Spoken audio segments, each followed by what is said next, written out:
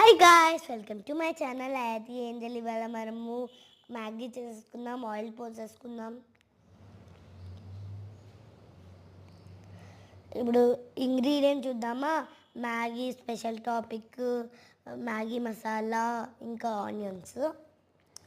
మీకు సూపీ కావాలంటే వాటర్ ఎక్కువ పోసుకోవాలి. మళ్ళీ మీకు సూప్ వద్దంటే చాలా కొద్దిగా వేసుకోవాలి. ఇప్పుడు ఆనియన్స్ వేసుకుందాం. అయిపోయింది. ఉప్పు కొద్దిగా వేసుకోవాలి. మళ్ళీ వాటర్ నేను చెప్పాను కదా దానికే.